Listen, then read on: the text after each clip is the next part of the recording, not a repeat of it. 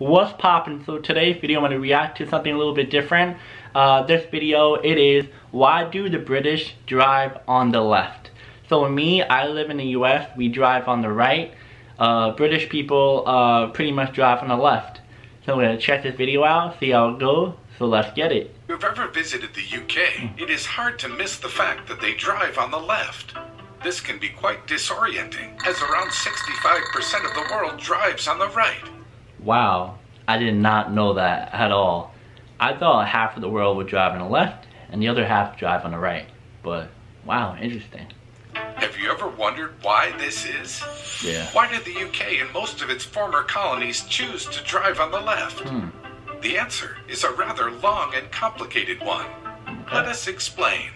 For starters, it should be noted that the practice of driving on the left even predates cars. It all started in the Middle Ages, and perhaps even further back to in ancient Greece and Rome. During those times, there was always the risk of being attacked while traveling. Since most people are right-handed, they tended to travel on the left. Whoa, interesting right there. To keep their sword-fighting hand free in case of attack.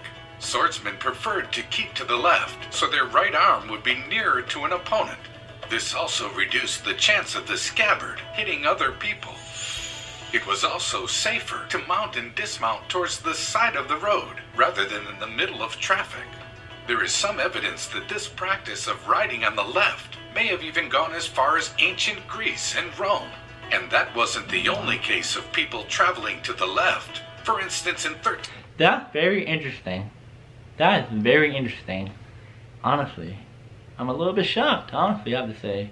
1800 AD, Pope Boniface VIII declared that all pilgrims traveling to Rome should keep to the left. So how did people ever switch to the right? Well, it turns out Napoleon preferred to ride on the right, and so did Hitler. In fact, Hitler forced Czechoslovakia and Austria to switch to right-hand driving. However, since Britain resisted both Napoleon and Hitler, the country never switched to the right. One country that did not have to make the switch, however, was America. Although the US likely started out riding on the left, as in England, the country has been driving on the right side of the road since colonial times. At that time, the country saw the use of large wagons that were drawn by several pairs of horses. These wagons had no driver's seat, and the driver sat on the horse at the rear left. Driving to the right meant the driver could see oncoming traffic, and it also made it less likely they would steer into a ditch. Although this has been the practice since colonial times, it wasn't until 1792 and 1804, respectively, that Pennsylvania and New York made it official by regulating it. Many states then followed their example, but the practice was cemented when Henry Ford put the Model T's steering wheel on the left-hand side of the car. This is very interesting, really new to me for all this. Wow. And now let's talk about Henry Ford, and they just said it right. The steering wheel. Wow. Interesting. Not gonna lie, I need to watch, I need to do more reactions on history. This is really, really cool. The mass production of affordable cars then saw many countries change their rules of the road. Meanwhile, in the UK, the massive wagons of the US weren't popular. Instead, vehicles in Britain were smaller and had seats for the driver to sit on behind the horses. Wow. As most people are right-handed, the driver would sit to the right of the seat in order to keep his whip hand free. This ensured that people kept driving to the left. In addition, 18th century London saw the introduction of a traffic law to make all vehicles on London Bridge keep to the left. This was in an effort to reduce collisions. The rule was then incorporated into the Highway Act of 1835 and was later adopted throughout the UK, making left-hand driving mandatory in Britain. The 20th century Wow. saw an attempt to harmonize road laws in Europe, leading to a shift in right-hand driving, but that didn't affect the UK. Today there are around 78 countries and territories that drive on the left. So yeah guys, that's the video. I have to say that was very, very interesting.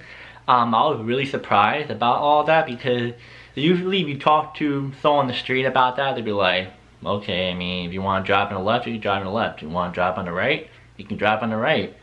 And just by this whole law and a whole, you know, if you drive on this side, you have a better vision of this or this side. It was very, very interesting. And I think many people would think this is a little bit, you know, extreme.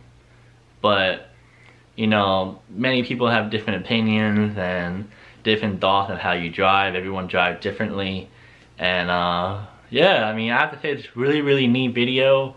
I was really like educated in this, but yeah, I was really shocked about this video. Comment down below any other history videos you guys want me to react to. Pretty much any video, no matter history and music, pretty much movies, yeah. Also, before I go, I have a experience I want to tell you guys about driving on the left. So I went to England a few years ago, and I went to one of the taxis, and the taxi driver was driving on the left. And I was looking at him like, why is this man driving on the left? In the US, we drive on the right. And I thought it was very interesting. I was a little bit confused because I was so used to driving on the right. And yeah, I know different places, they have different styles of what they drive. Either drive on the left or drive on the right. I thought it was very neat that they drove the opposite side than us. But yeah, and I'll see you guys next video. Peace.